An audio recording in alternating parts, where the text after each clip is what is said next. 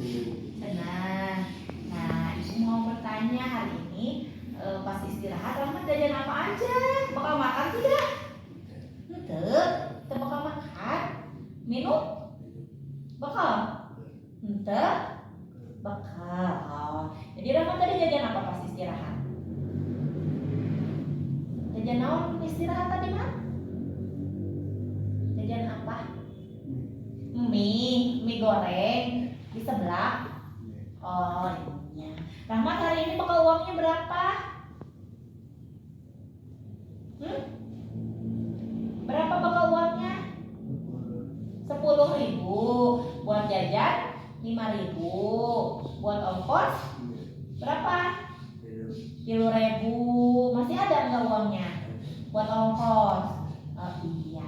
Rahmat, tadi Ibu dengar dari Dwi sama Talita, katanya Talita kehilangan uangnya 5.000. Rahmat lihat tidak? Ente.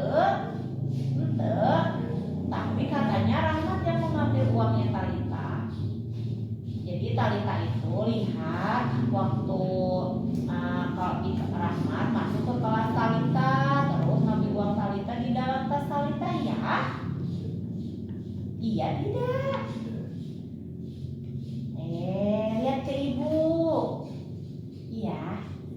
Iya. Kenapa Rahmat mengambil uang Talita? Kan Rahmat bakalan. Kan Rahmat udah jajan.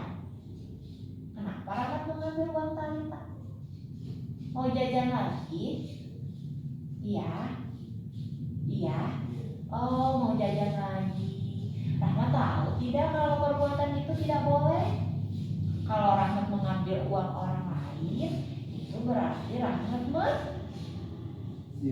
mencuri. Takut tidak? Ciut? Ciut dihukum? Kenapa tuh Rahmat mencuri? Kenapa? Tidak boleh ya? Tidak boleh. Sekali lagi Rahmat mengambil uang orang lain, baik yang temannya ataupun yang ibu guru ataupun yang siapapun di rumah.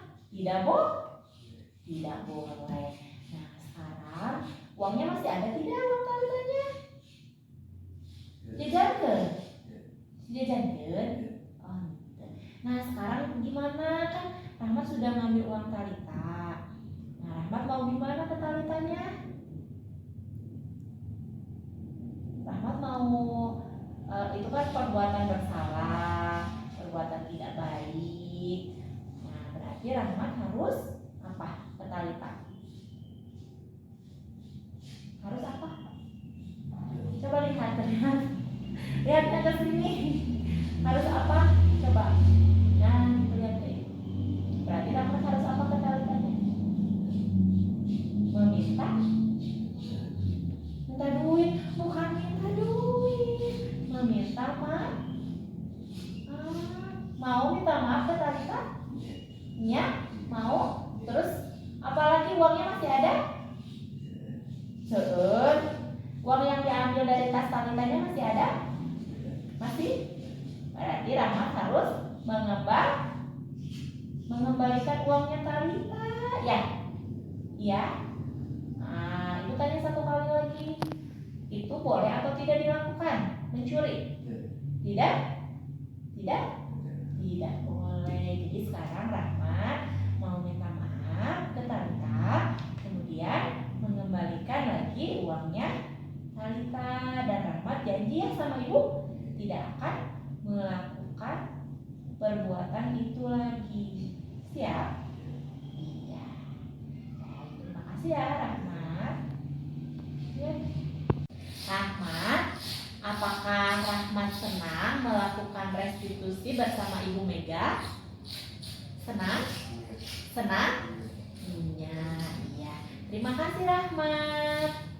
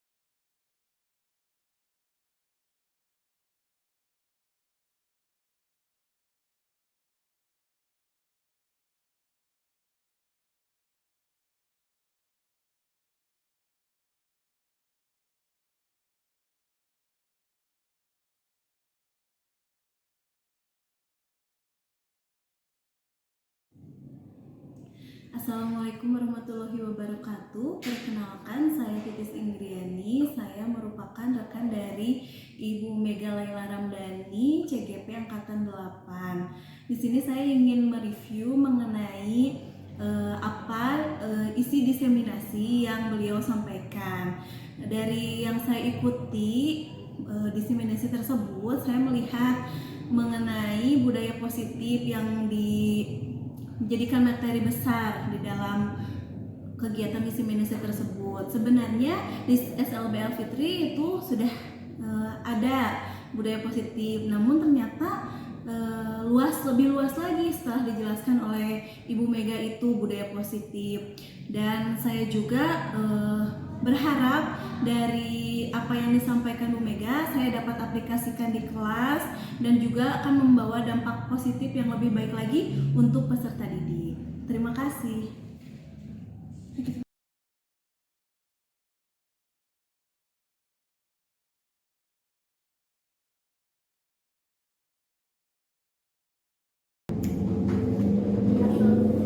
Assalamualaikum warahmatullahi wabarakatuh.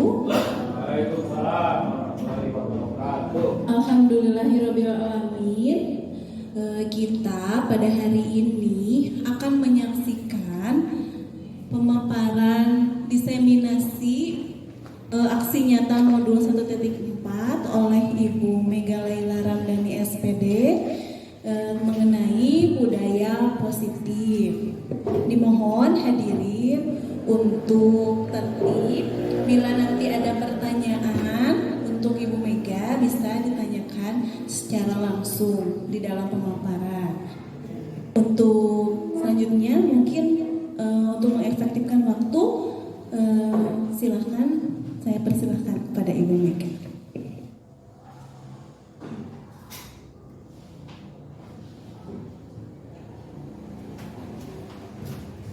Terima kasih atas kesempatannya. Bismillahirrahmanirrahim. Assalamualaikum warahmatullahi wabarakatuh. Sebelumnya saya mengucapkan terima kasih kepada rekan-rekan yang pada kesempatan kali ini bisa menyempatkan untuk menyaksikan saya dalam pemaparan diseminasi aksi nyata modul 1.4.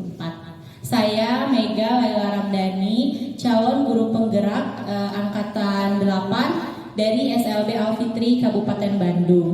Pada kesempatan kali ini saya akan memaparkan tentang budaya positif.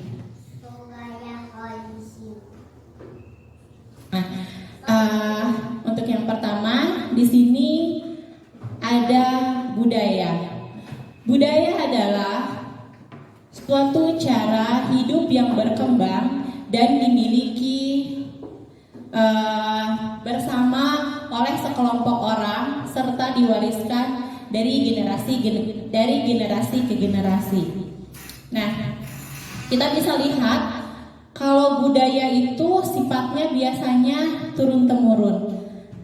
Misalkan budaya di suatu tempat yang asalnya dari orang tua, dari nenek moyang, leluhur, pasti akan turun kepada anak cucunya. Nah, itu yang dinamakan budaya. Karena budaya merupakan bagian yang tidak terpisahkan dari diri manusia, sehingga banyak orang cenderung menganggapnya warisan dan genetis. Nah, untuk yang selanjutnya, tidak hanya budaya di lingkungan keluarga, di lingkungan masyarakat, tetapi budaya juga ada di lingkungan sekolah. Budaya apa yang ada di lingkungan sekolah? Nah, kita di sini akan mengembangkan budaya positif di lingkungan sekolah. Apa saja budaya positif di lingkungan sekolah? Di sini saya akan bacakan dulu pengertian budaya positif di lingkungan sekolah, di mana budaya positif ialah nilai-nilai, keyakinan-keyakinan, dan kebiasaan-kebiasaan di sekolah yang berpihak pada murid agar murid dapat berkembang menjadi pribadi yang kritis, penuh hormat dan bertanggung jawab. Nah, di sini siapa sih yang harus mengembangkan budaya positif di sekolah? Ada yang mau menjawab? Murid bisa ya. Jadi yang harus dikembangkan itu adalah betul murid dan semua warga sekolah, baik itu guru, orang tua siswa dan siapapun yang berada di lingkungan sekolah. Nah, di sini budaya positif dalam untuk mewujudkannya, guru memegang peranan sentral. Guru perlu memahami posisi apa yang tepat untuk dapat mewujudkan budaya positif baik di lingkup kelas maupun sekolah. Oleh karena itu, nah di sini kita merepresentasikan diri sebagai apa diri kita, sebagai guru yang seperti apa kita selama ini. Nah, di sini ada eksplorasi konsepnya. Yang pertama, disiplin positif dan nilai kebijakan universal.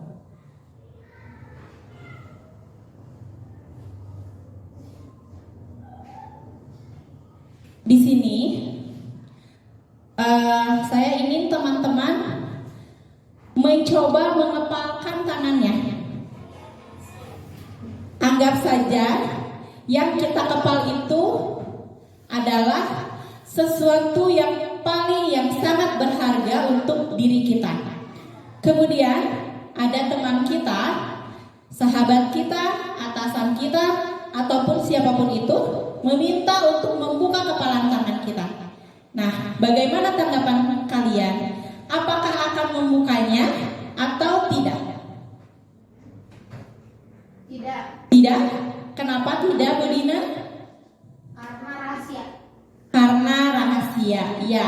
Jadi apapun yang kita kepal, mau ini uang, mau ini rahasia, mau ini apapun, kita berhak atas apapun yang ada di kepala tangan kita.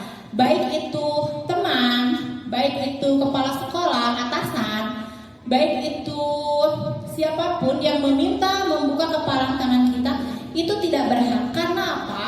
Karena kontrol diri itu ada pada diri kita masing-masing. Kita yang berhak mengontrol diri kita masing-masing. Untuk yang selanjutnya,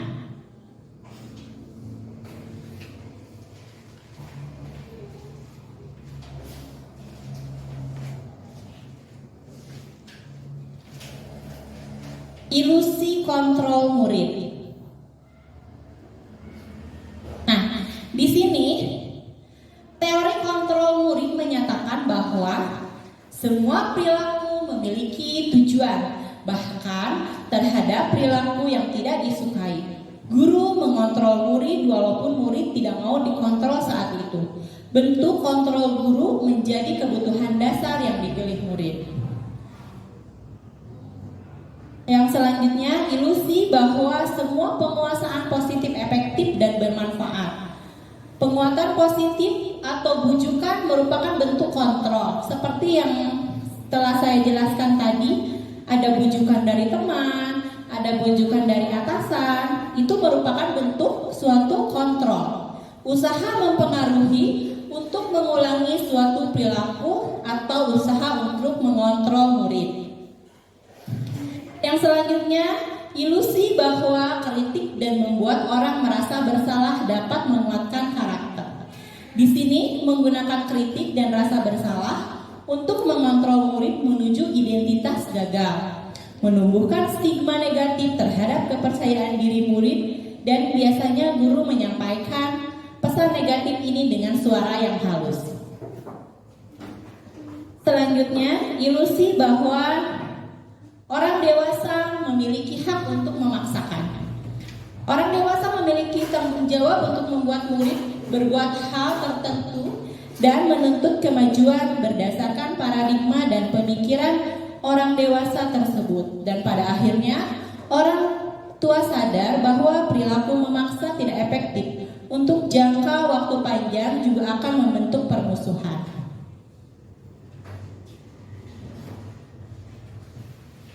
Nah, di sini kita akan membahas tentang stimulus, respon, dan teori kontrol. Bagaimana seorang bisa berubah dari paradigma stimulus respon kepada pendekatan teori kontrol?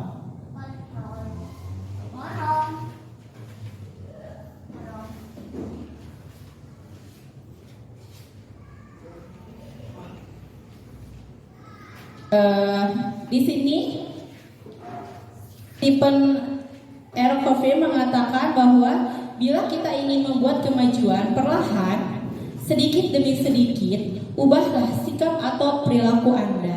Namun, bila ingin memperbaiki cara-cara utama kita, maka kita perlu mengubah kerangka acuan kita. Ubahlah bagaimana Anda melihat dunia, bagaimana Anda berpikir tentang manusia, dan ubahlah paradigma Anda, skema pemahaman dan penjelasan aspek-aspek tertentu tentang realitas. Nah, di sini itu tadi merupakan sebuah gambaran seperti apa kita. Kita adalah guru yang seperti apa? Apakah kita menjadi kontrol murid? Apakah kita sebagai seorang yang suka merasa murid itu bersalah?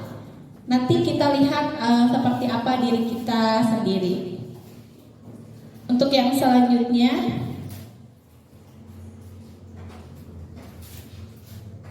di sini ada disiplin. Ada yang tahu disiplin itu apa?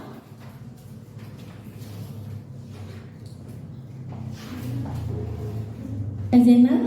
Ya, Bu Titis? Disiplin adalah taat pada peraturan. Ya, betul. Disiplin dimaknai menjadi sesuatu yang dilakukan seseorang pada orang lain untuk mendapatkan kepatuhan. Nah, di sini disiplin artinya belajar. Disiplin juga artinya bisa pengikut. Untuk menjadi seorang murid atau pengikut, seseorang harus paham betul alasan mengapa mereka mengikuti suatu aliran atau ajaran tertentu, sehingga motivasi yang terbangun adalah motivasi intrinsik bukan ekstrinsik. Nah, di sini ada teori ekstrinsik atau menghindari ketidaknyamanan dan hukuman. Ini merupakan tingkat terendah dalam motivasi manusia, yakni menegakkan disiplin demi untuk menghindari hukuman yang berakibat ketidaknyamanan. Apakah ada yang suka menghukum siswanya? Ada ya? Ada ya? Ya. Nah, untuk yang selanjutnya, mengharap imbalan dan penghargaan. Ini biasanya kita sebut apa ya? Kalau biasanya kita sebut reward dan punishment biasanya ya. Reward dan punishment. Biasanya kita ngasih reward untuk anak yang misalkan bisa menjawab pertanyaan. Kita memberi punishment untuk anak yang misalkan tidak mentaati peraturan sekolah. Nah, itu kita kenal gitu ya. Biasanya kita kenal itu reward dan punishment. Nah, tapi di sini itu ya ada restitusi. Yang biasanya kita kenal reward dan punishment, sekarang kita kenal dengan restitusi. Apa restitusi itu?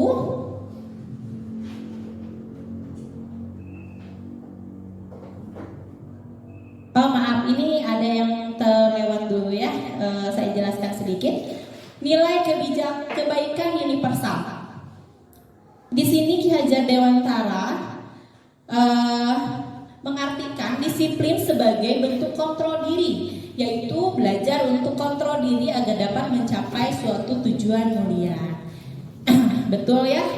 Disiplin apapun, dalam hal apapun, saya rasa gitu ya, selama ini kalau misalnya kita tidak disiplin, kita tidak akan yang mencapai sesuatu yang kita harapkan, yang kita inginkan. Berarti sepaham dengan apa yang dikemukakan oleh Ki Hajar Dewantara. Dari sini kita nilai makna nilai kebajikan universal. Kita sepakati bersama lepas dari apapun suku, bangsa, agama, bahasa maupun latar belakangnya, bahwa nilai-nilai ini merupakan payung besar dari sikap dan perilaku kita, atau nilai-nilai ini merupakan pondasi kita berperilaku. Nilai-nilai kebajikan adalah sifat-sifat positif manusia yang merupakan tujuan mulia yang ingin dicapai setiap individu. Nah, itu menurut Ki Hajar Dewantara. Nah, untuk yang selanjutnya yaitu tadi teori tentang restitusi. Di sini saya akan jelaskan dulu hukuman. Hukuman yang bersifat tidak terencana atau tiba-tiba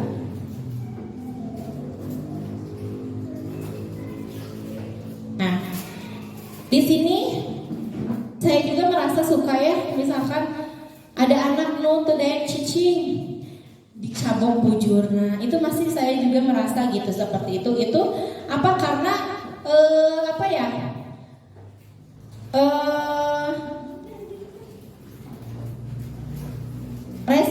Bukan respon apa gitu. Jadi hukumannya itu secara fisik gitu. Terus kita juga kadang tidak menyadari, gebuk gitu, apa refleks gitu. Secara refleks kita memberi hukuman kepada siswa. Nah, itu diberikan berupa fisik maupun psikis kepada murid, bisa juga oleh kata-kata. Itu disebut dengan hukuman. Yang selanjutnya konsekuensi. Di sini konsekuensinya seperti misalkan kita sudah, biasanya kan di sekolah itu ada peraturan ya, ada tata tertib. Nah, jika anak itu tidak melaksanakan tata tertib atau melanggar tata tertib, maka anak itu akan mendapatkan hukuman. Nah, itu merupakan konsekuensi dari kesalahan atau siswa tidak mentaati tata tertib tersebut. Yang selanjutnya restitusi. Apa sih restitusi itu? Restitusi merupakan disiplin positif, proses kolaboratif yang mengajarkan murid untuk mencari solusi untuk masalah mereka dan membantu murid membangun budaya positif, berpikir tentang orang seperti apa yang mereka inginkan dan bagaimana mereka harus memperlakukan orang lain. Nah, dari sini saya baru bisa mengerti bahwa misalkan seorang siswa atau seorang murid itu melakukan kesalahan, biasanya kita langsung menghukum, memberi hukuman, menjudge gitu ya. Kenapa kamu terlambat? Kenapa kamu kesiangan? Tanpa kita bertanya dulu gitu. Nah, di sini dijelaskan bahwa jika terjadi suatu kesalahan, sebaiknya kita melakukan restitusi, yaitu kita menanyakan dulu nih, kenapa kamu kesiangan? Alasannya apa? Alasan anak tersebut, alasan siswa tersebut kesiangan itu apa? Nah, nanti dari sana kita bisa mencari solusi. Kita bisa mencari bersama-sama, menyepakati dengan anak tersebut bagaimana solusinya nih supaya kamu tidak datang terlambat. Bagaimana solusinya, misalkan dia datang terlambat karena bangun kesiangan. Nah, terus dia bangun kesiangan karena apa? Karena tidurnya terlalu malam. Dari sana kita cari, nanti kita cari solusinya. Kita cari sepakati dengan anak tersebut bagaimana solusi agar kamu tidak datang terlambat ke sekolah. Nah, itu yang disebut dengan restitusi.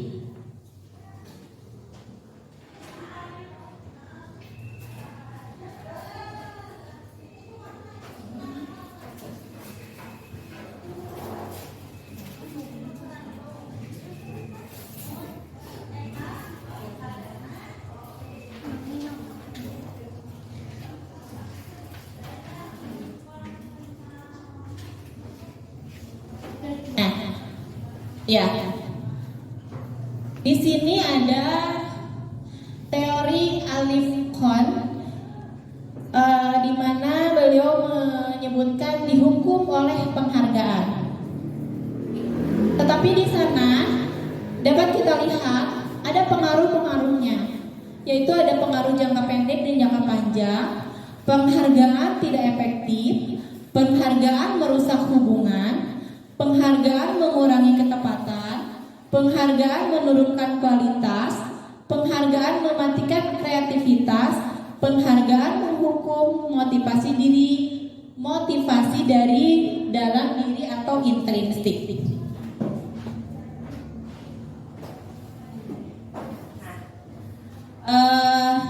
Apa sih tadi saya jelaskan sedikit ya tentang pengaruh jangka pendek dan jangka panjang.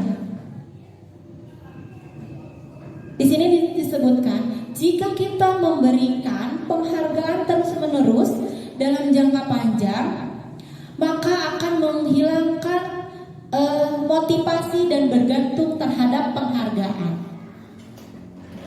Untuk yang selanjutnya, penghargaan tidak efektif.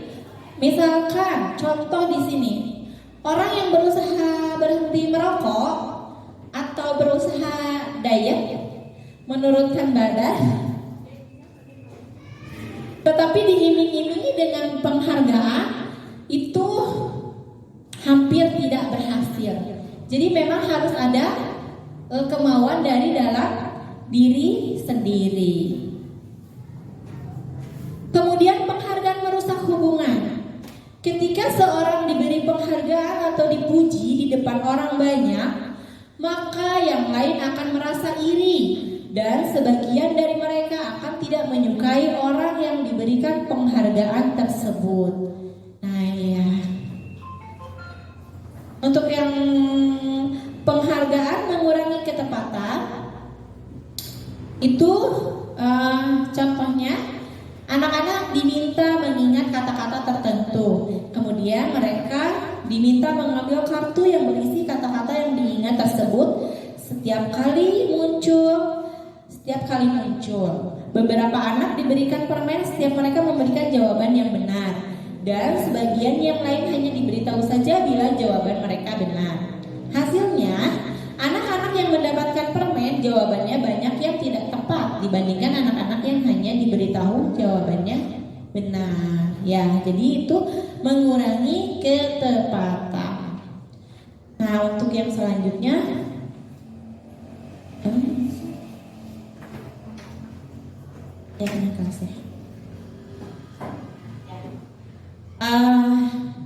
yang selanjutnya di sini ada keyakinan kelas. Apa ya keyakinan kelas itu? Sepertinya kita pernah maksudnya keyakinan kelas. Apakah kita yakin kelas atau tidak yakin kelas? Apa bagaimana? Ada yang tahu? Apakah keyakinan kelas itu? Oh, Pak Yadi. Tata tertib. Kenapa disebut keyakinan kelas? Tidak tata tertib saja, Pak Yadi. Apakah itu hal yang sama atau yang berbeda ya? Kalau misalkan keyakinan kelas dan tata tertib itu hal yang sama atau hal yang berbeda menurut Pak Yadi? Sepertinya hal yang sama, tapi hanya saja kalau tata tertib kita yang membuat, kalau kita membuat tetapi dibuat konvensional gitu. Ya. Jawaban Mbak Edi ya betul. Tata tertib dan keyakinan kelas. Ya betul, kalau tata tertib itu cenderung menggunakan kata-kata yang negatif dan memaksa gitu. Tidak boleh kan itu tata tertib kan, tidak boleh datang terlambat gitu kan, bahasanya itu seperti itu kan. Kalau tata tertib tidak boleh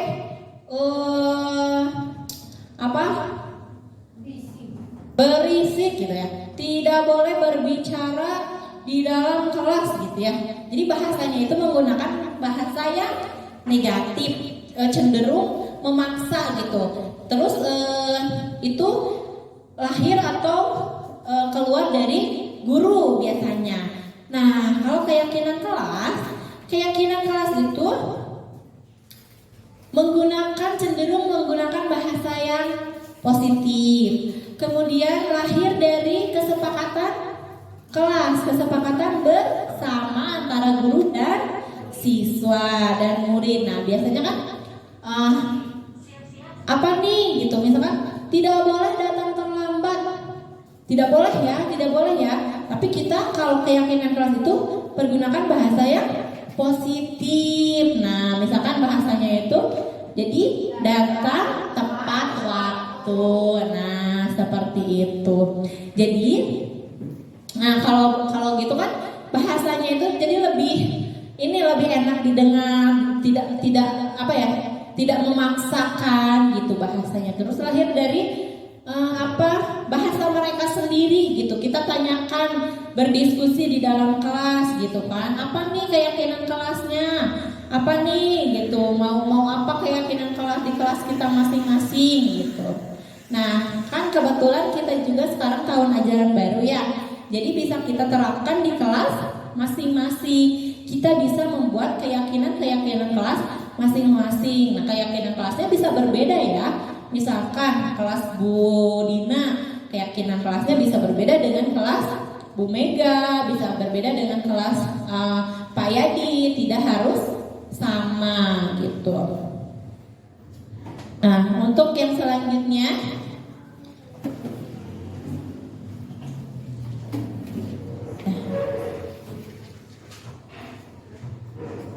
di sini ada 5 kebutuhan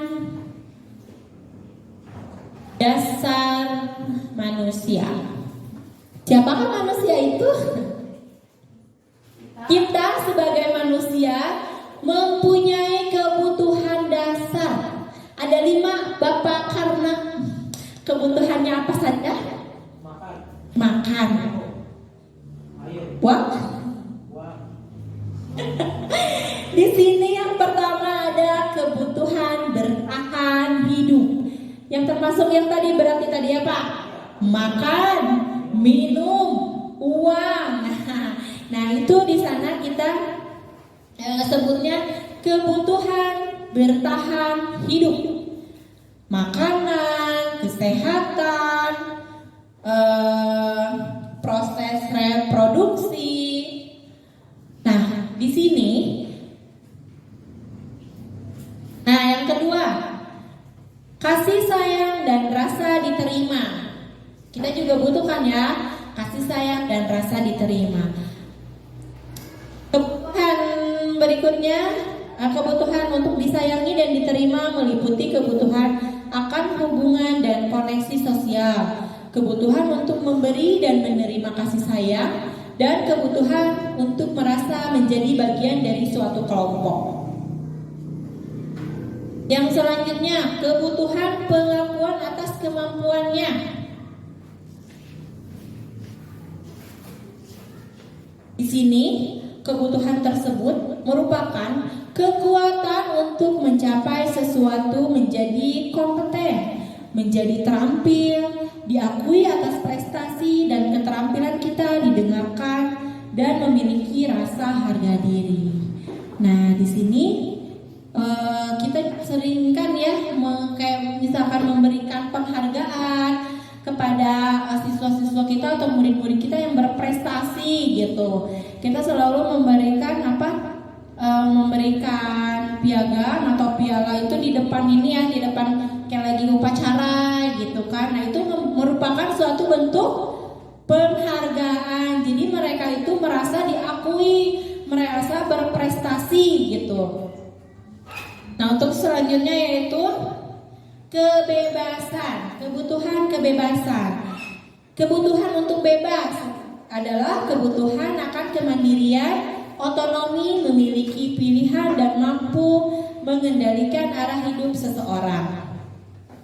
Yang selanjutnya yaitu kebutuhan kesenangan. Kebutuhan akan kesenangan adalah kebutuhan untuk mencari kesenangan, bermain dan tertawa.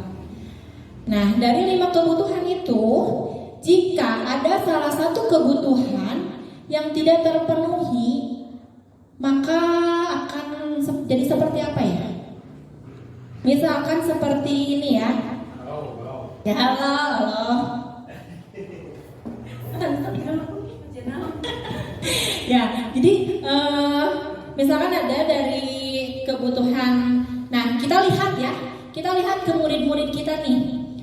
Ada yang berulah misalkan. Ada yang melakukan kesalahan. Nah, dari sana kita lihat nih kebutuhan apa yang tidak mereka ada kebutuhan, apakah ada kebutuhan yang tidak terpenuhi gitu dari dalam diri mereka, sehingga mereka kayak misalkan suka ada yang caper gitu, suka ada yang kan ada yang cari perhatian begitu ya kayak gitu. Nah, kita lihat nih dari sisi kebutuhan hidupnya, apakah ada gitu kebutuhan hidupnya yang tidak terpenuhi dari keluarganya. Pasti di situ ada gitu. Misalkan ada yang melakukan kesalahan seperti itu, kita lihat dari sana. Jadi kebutuhan-kebutuhan hidup itu. Untuk yang selanjutnya,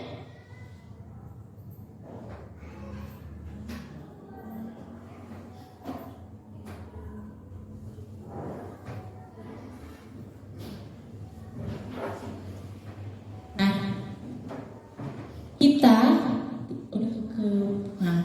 sebagai guru mempunyai 5 posisi kontrol. Apa saja?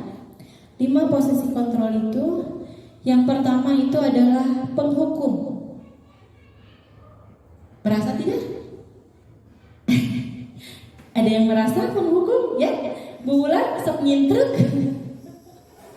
Itu penghukum ya.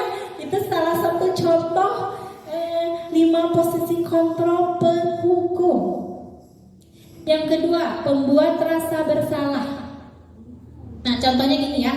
Kalau penghukum gini, seperti ya gitu kan, kalau misalnya ada yang salah, langsung dimarahin, langsung disintrek, misalkan langsung dijewer. Nah, itu penghukum baik secara verbal maupun fisik.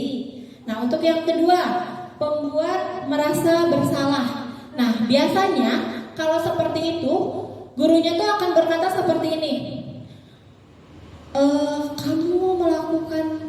Kamu kenapa tidak mengerjakan tugas gitu kan? Jadi dibuat secara halus. Jadi gurunya tuh merasa sedih gitu. Kenapa murid itu tidak melakukan tugas, tidak mengerjakan tugas padahal sudah diberi tugas oleh gurunya. Jadi gurunya itu akan berkata tapi halus gitu.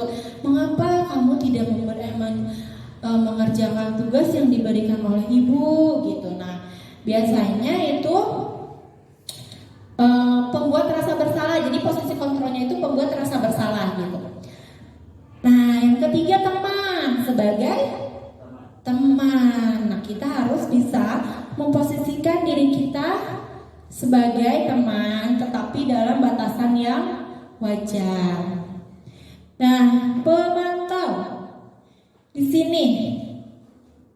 Biasa kalau misalkan pemantau itu mungkin kita akan melihat ya, memantau perkembangan, memantau sejauh mana gitu belajarnya, sosialnya, kita pantau gitu dari situ.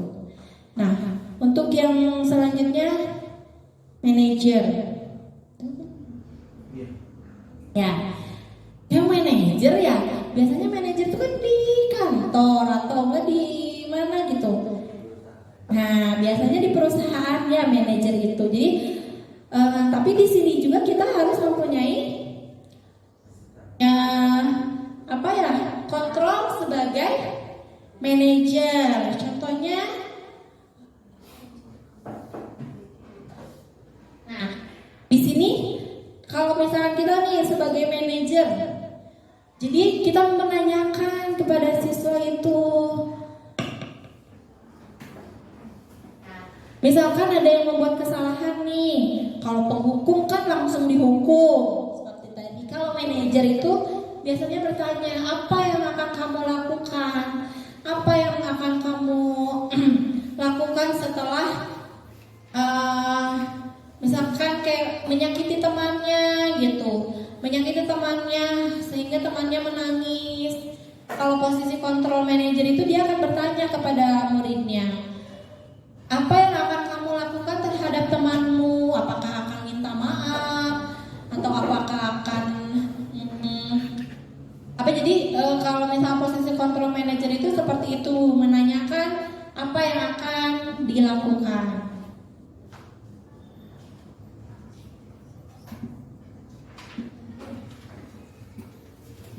Nah, untuk yang terakhir di sini ada gambar. Terlihat Pak Yadi dari belakang? Terlihat. Terlihat ya. Gambar segitiga. Segitiga. Yang tadi saya sudah jelaskan sedikit tentang restitusi. Di sini ada segitiga restitusi. Segitiga restitusi. Di situ kan ada segitiga ya. Nah, segitiga restitusi itu yang pertama menstabilkan identitas. Di sini jika kita mempunyai suatu kasus, nah di bagian dasar ini paling bawahnya itu menstabilkan identitas bertujuan untuk mengubah identitas anak dari orang yang gagal karena melakukan kesalahan menjadi orang yang sukses. Anak yang melanggar peraturan karena sedang mencari perhatian adalah anak yang sedang mengalami kegagalan. Dia mencoba untuk memenuhi kebutuhan dasarnya, namun ada benturan. Nah, kalau kita ingin kita mengkritik dia, maka akan tetap membuatnya dalam posisi yang gagal.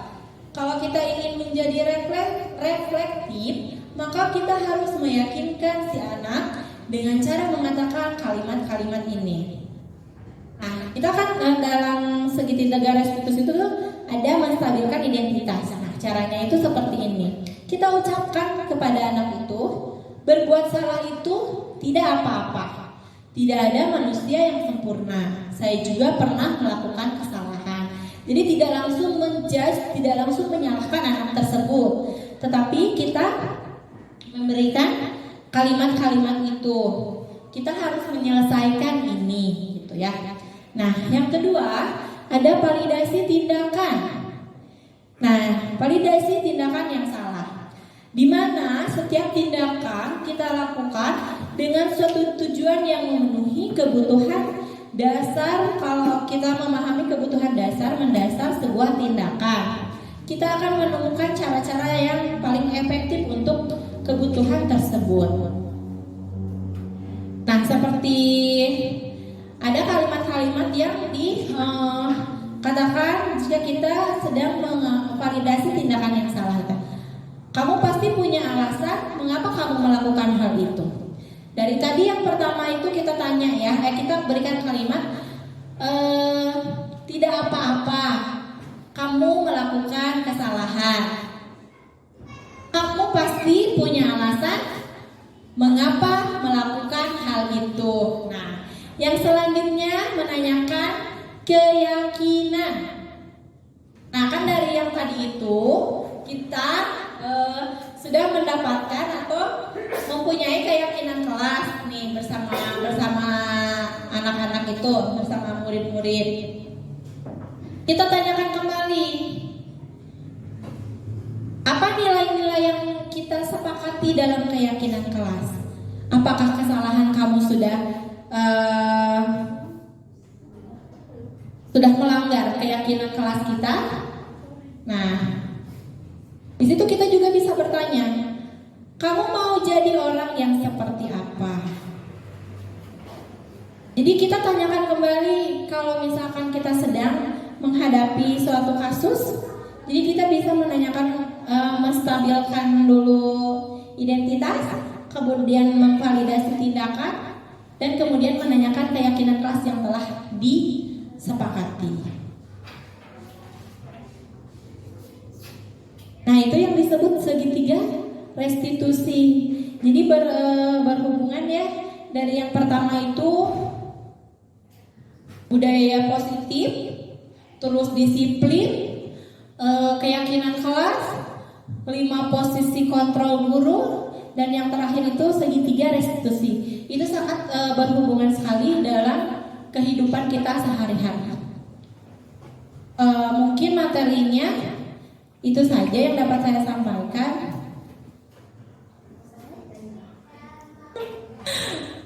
Ya, terima kasih atas perhatiannya. Mohon maaf atas kekurangannya. Assalamualaikum warahmatullahi wabarakatuh.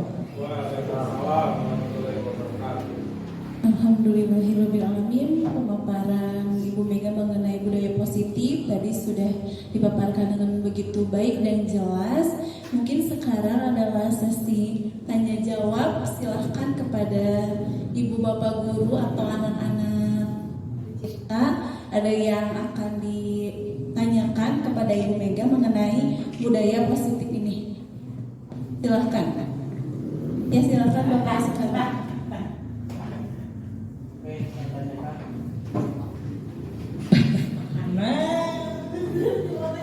Assalamualaikum warahmatullahi wabarakatuh. Perkenalkan, nama saya Soekarno Lismowanto. Ini yang saya tanyakan dengan pemaparan yang budaya positif, korelasinya dengan korelasi dan implementasi di sekolah kita, apa yang harus dilakukan? Mungkin itu. Terima kasih. Apa yang harus dilakukan? Sudah atau akan? Dari mulai akan dan seterusnya, apa yang harus dipertahankan? Nah, ya, terima kasih. Mungkin langsung dijawab saja ya, bisa lupa gitu. Ya, terima kasih Pak Arna atas pertanyaannya. Mungkin kalau untuk korelasinya atau apa saja yang sudah atau akan kita, seperti yang sudah tadi saya jelaskan, misalkan kayak keyakinan kelas atau tata tertib yang biasanya kita tata tertib, kita ubah ke keyakinan kelas. Nah, berhubung sekarang awal tahun ajaran baru nih, biasanya kan kita baru lagi gitu ya di dalam kelas itu. Nah, Bapak bisa melakukan keyakinan kelas dengan siswa-siswa Bapak, ataupun tidak hanya Pak, karena kita semua ya, kita semua melakukan atau melakukan keyakinan kelas yang nantinya ditempel gitu Pak di kelas, di dinding kelas itu bisa ditempel gitu Pak keyakinan kelas itu. Nah, kemudian untuk yang segitiga restitusi itu juga bisa dilakukan Pak. Kemarin saya melakukan dengan Rahmat. Contoh ini ya Pak ya, saya melakukan dengan Rahmat itu karena Rahmat pernah mengambil uang Talita. Nah, saya melakukan segitiga restitusi. Dari pertama itu menstabilkan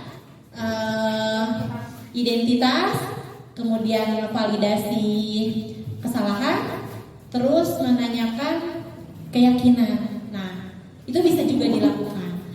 Kemudian untuk 5 posisi kontrol guru, mangga itu mah lihat ke diri sendiri. Kita mau jadi apa? Kita mau ada di posisi yang mana? Posisi kontrol kita mau ada di penghukum kah? Mau di teman kah? Pembuat rasa bersalah kah? Manajer kah? Bisa di mana saja, tergantung apa yang ada dalam diri kita. Mungkin itu saja jawaban yang dapat saya berikan. Terima kasih Pak Karna. Bagaimana Bapak Karna? Sudah puas dengan jawaban dari Ibu Mega? Terima kasih. Untuk yang lainnya, apakah ada yang akan ditanyakan kembali mengenai budaya positif ini? Karena luar biasa sekali ya para kita harus memang menjalankan dengan baik gitu di sekolah ini supaya membangun yang tadinya perubahan paradigma posisi kontrol juga kan tadi ya, mau yang mana katanya dibalikan kepada kita semua. Kita nanti bisa membuat diri kita itu lebih dominan itu sebenarnya murid gitu ya. Kita bertujuan mungkin kepada murid gitu ya Bu Mega ya, bertujuan jadi murid yang harus diutamakan di sekolah kita. Luar biasa sekali. Mungkin masih ada pertanyaan dari rekan-rekan sekalian? Silakan. Sudah? Bulan? Oh, Bu Tati katanya? cukup jelas sekali ya pemaparan yang dipaparkan oleh Ibu Mega ini. Luar biasa sekali. Semoga kita kedepannya bisa mengadaptasi dan mengimplementasikan apa yang menjadi paparan diseminasi Bu Mega hari ini dan bisa memberikan manfaat untuk kita semua. Tepuk tangan dulu untuk Ibu Mega semuanya. Terima kasih banyak atas kehadirannya. Saya selaku moderator mohon maaf bila banyak kesalahan atau salah ucapan. Dan untuk penutupannya kita baca hamdalah bersama-sama. Alhamdulillahirabbil alamin. Wabillahi taufiq wal hidayah. Wassalamualaikum warahmatullahi wabarakatuh. Ya, tepuk tangan sekali lagi.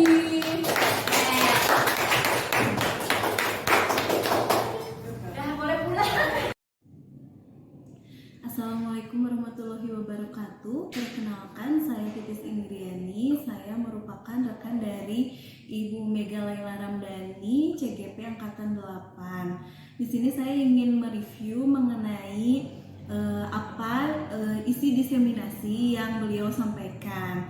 Dari yang saya ikuti diseminasi tersebut, saya melihat mengenai budaya positif yang dijadikan materi besar di dalam kegiatan diseminasi tersebut. Sebenarnya di SLBL Fitri itu sudah ada budaya positif, namun ternyata lebih luas lagi setelah dijelaskan oleh Ibu Mega itu budaya positif.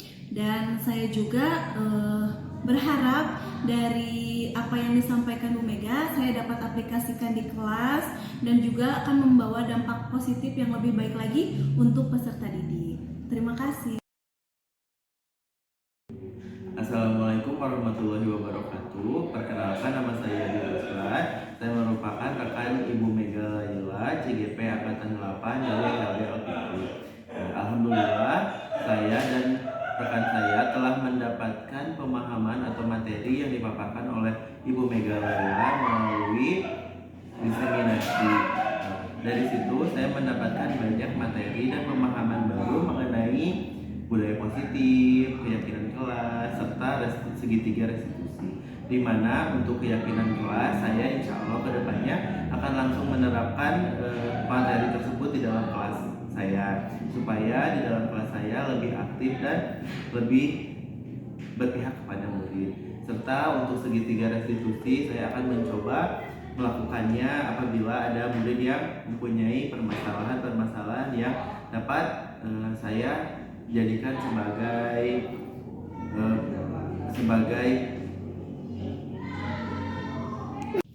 restitusi, sebagai pengaplikasian dari pemaparan yang Ibu Mega berikan. Terima kasih kepada Ibu Mega yang telah memaparkan. Semoga ilmunya bermanfaat khususnya bagi saya dan bagi rekan-rekan guru yang lainnya yang berada atau mengikuti diseminasi yang Ibu Mega berikan. Assalamualaikum warahmatullahi wabarakatuh. Assalamualaikum warahmatullahi wabarakatuh. Perkenalkan, nama saya Nurulantini. Saya rekan sejawat dari Ibu Mega, CGP Angkatan 8 di SLBL Fitri. Setelah mengikuti diseminasi yang dipaparkan oleh Bu Mega, yaitu tentang budaya positif, sebenarnya di sekolah SLBL Fitri itu sudah diterapkan budaya positif tersebut. Namun setelah dipaparkan oleh Bu Mega, saya menjadi termotivasi tentang budaya positif di sekolah SLBL Fitri. Budaya positif bisa ditingkatkan lagi dan juga bermanfaat bagi peserta didik di SLBL Fitri. Sekian dari saya. Terima kasih. Wassalamualaikum warahmatullahi wabarakatuh. Assalamualaikum warahmatullahi wabarakatuh. Perkenalkan, nama saya Teti Kurniati SPD. Saya bekerja di SLBL Fitri Kabupaten Bandung. Sekaligus saya rekan sejawat dari Ibu Mega Laila Ramdhani sebagai CGP Angkatan 8 Kabupaten Bandung. Setelah beliau melaksanakan diseminasi budaya positif, banyak sekali ilmu yang saya dapatkan, terutama ilmu tentang segitiga restitusi yang sangat menarik menurut pribadi saya. Dari pemaparan beliau sangat dapat membantu saya apabila saya mendapatkan suatu masalah di kelas, maka biasanya saya itu kalau misalkan anak melakukan suatu kesalahan, saya pasti memberikan punishment. Tapi setelah saya mendapatkan ilmu dari segitiga restitusi, jadi sebelum saya mengambil suatu keputusan, saya terlebih dahulu melihat kenapa siswa tersebut melakukan suatu kesalahan. Kemudian saya sebagai guru dan murid yang bersangkutan secara bersama-sama menggali informasi, terus menemukan solusi agar suatu permasalahan tersebut dapat terselesaikan secara baik. Mungkin yang dapat saya laksanakan dari hasil diseminasi Ibu Mega yang sangat menarik bagi saya, mungkin tentang segitiga restitusi tersebut.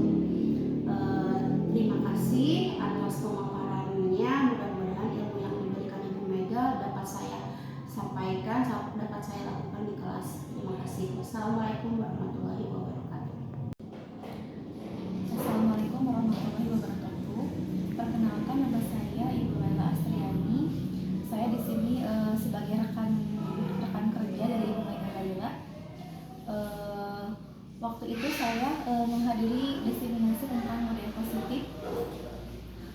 Sebenarnya di sekolah kami juga sudah menerapkan apa itu budaya positif, seperti senyum, sapa, salam, sopan santun, dan selain itu 3 kata ajaib seperti minta maaf, tolong, dan terima kasih itu sudah diterapkan di sekolah kami.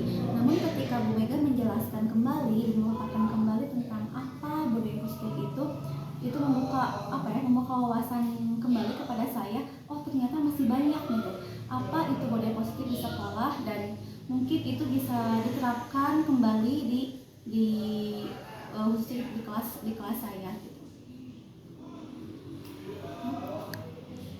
Mungkin dari saya cukup sekian.